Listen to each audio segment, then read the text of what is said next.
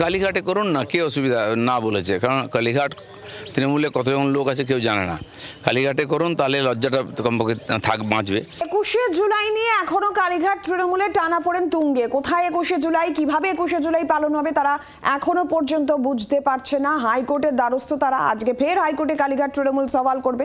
Victoria হাউসের সামনেই 21শে জুলাই কালীঘাট তৃণমূল করতে চাইছে। ব্রিগেডে সবার অনুমতি পুলিশ দিচ্ছিল, সেখানেও তাদের অনীহা। ডোরিনা ক্রসিং এর আর্জি খারিজ হয়ে গিয়েছে।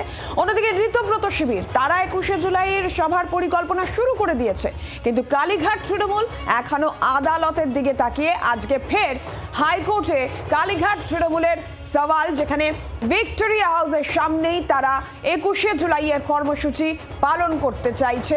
এই আবেদন তারা হাইকোর্টে রেখেছে।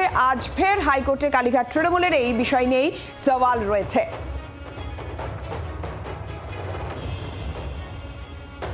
সরাসরি অর্ণবাংশু নিয়োগী প্রতিনিধি রয়েছেন আমাদের সঙ্গে এই মুহূর্তে।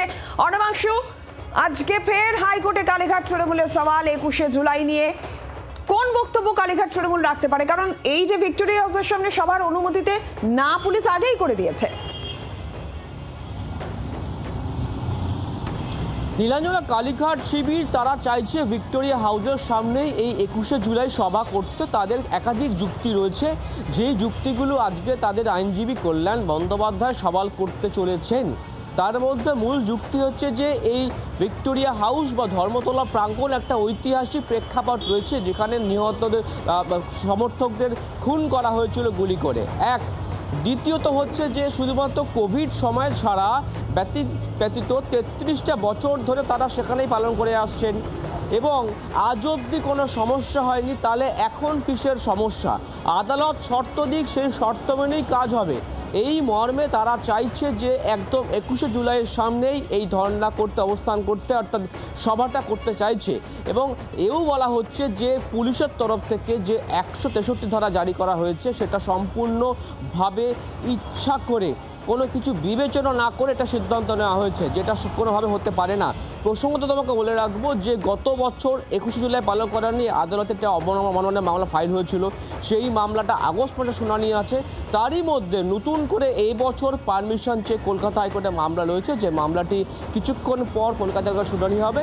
এখন দেখার বিষয় সব কিছু বিবেচনা করে কলকাতা হাইকোর্ট কী সিদ্ধান্ত নেয়। শর্ত আরোপ করে পারমিশন দেবে নাকি অন্যত্র সভা করতে হবে কালীঘাট শিবিরকে আদালতের নির্দেশ মেনে, এটা এখন দেখার বিষয়। তবে কালীঘাট শিবির চাইছে যে একদম ভিক্টোরিয়া হাউসের সামনেই প্রতি বছরের মতো এবছরও তারা যাতে 21শে জুলাই সভা পালন করতে পারে। নীলাঞ্জনা।